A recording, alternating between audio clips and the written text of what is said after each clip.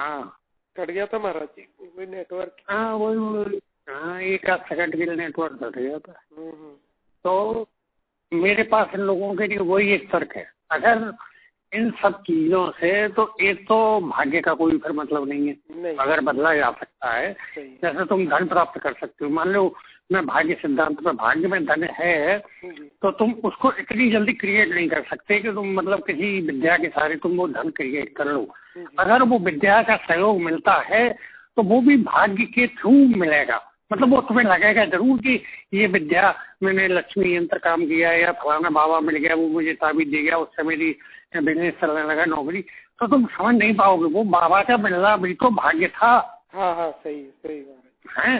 तो एक तो मेरा ये अटल मतलब मानना है कि एकदम कोई चीज पैदा नहीं हो सकती। और दूसरे, अगर ये कारगर चीजें होती तो आज विश्व में एक सिद्धांत बन जाता, मतलब लोग सारी समस्याओं का हल बाबाओं से, योग से, पूजा से लेते होती है ना। नौकरी लग रही है तो वो सोच सवारस मंत्री संतरी कितनी रिश्वत देता तो काय हो जाता, एक बंगाली बाबा जाता 3-4 हज़ार देता, अभी बनवा देता, नौकरी लग गई। पास होना है, शादी होना, शादी सौतन से छुटकारा, फलाना दिखाना, ये मतलब थोड़ी थोड़ी कैटेगरी बदल के जहाँ चले जाओ यही सब चीजें फैली हैं आज, बहुत धर्म में फैली हैं। तो ये अगर वास्तविक उपचार होते तो आज न डॉक्टर होते, न पुलिस होती, न अदालत होती, और मैं तो कहता हूँ भगवान भी नहीं होता, क्योंकि तुम खुद ही पूरा क्रिएटर मतलब हो हर चीज के। आते तो अपने बच्चे पैदा कर लेते, किसी के बच्चे पैदा नहीं होते, तो लड़का मनचाही संतान है तो तुम मनचाही संतान भी कर सकते, फिर ऐसा क्या है जो तुम नहीं कर सकती, और भगवान का मतलब ही क्या रह गया? फिर कोई कर्म सिद्धांत ही है तो सब भाग्य का भी कोई मतलब नहीं, फिर तो सही है। ये मेरे पास 2 मेन तर्क हैं जो कोई काट दे, मतलब ठीक है, मैं अपने ज्ञान को नहीं, जब एक सामान्य, जैसे मैं अपने ज्ञान को अलग रख देता हूँ, जब एक सामान्य व्यक्ति जब वो कुतर्क करता है तो मैं ये 2 मेन तर्क लेके चलता हूँ, मैं मतलब अपने ज्ञान का प्रयोग नहीं करता। ये उसी तरीके से है कि जैसे मेरे पास तोप है, बेचारा कोई छोटा सा कट्टा या वो कमंचा बनवाचा है तो मैं उस पर तोप चला दूं, मैं क्यों चला दूं, मैं भाई तेरे ही से चढ़ूंगा जो तुझे मतलब वो दिक्कत महसूस हो।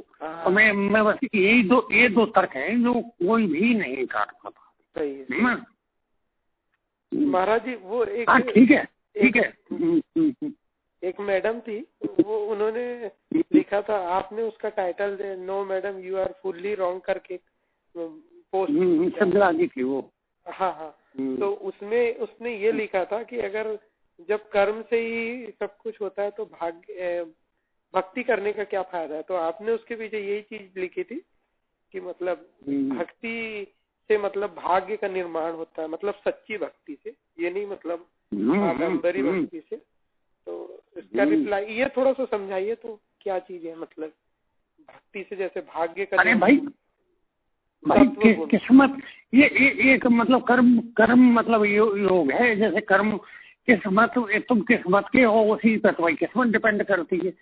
भाई तुम सज्जन व्यक्ति के हो तो तुम्हारा व्यवहार सज्जनों में होगा, दुष्ट व्यक्ति यहाँ बनता है तो वही जैसे तुमने सज्जनता बांटी तो अगले कभी जन्म होंगे तो वो सज्जनता तुम्हें प्राप्त होगी, और तुमने दुर्जनता बांटी तो दुर्जनता प्राप्त होगी। तो तुम किस मत के, किस स्वभाव के हो, वही चीज तुम्हारा कर्म मतलब कर्म बनेगा, फल बनेगा, तो वही चीज आगे प्राप्त होगी, तो उसी से तुम्हारा भाग्य बनता है, और क्या है।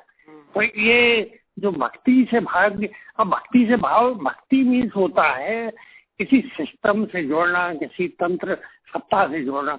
अब सत्ता से जुड़ोगे तो तभी जब तुम्हें नॉलेज होगी, है ना। हाँ भाई, जब तक ज्ञान नहीं होगा सत्ता से नहीं जुड़ोगे।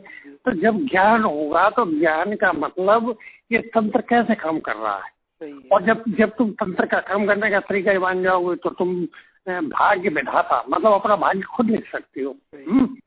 कैसे, जैसे कि तुम मान लो कोई भी हो गए, एक प्रोफेसर हो गए, एक अच्छे थानेदार हो गए, कुछ भी हो गए। अब तुम शिक्षा का महत्व समझ गए या कानून का महत्व समझ गए तो तुम अपना भी एक चारों तरफ वो बना सकते हो, एक सिस्टम टाइप।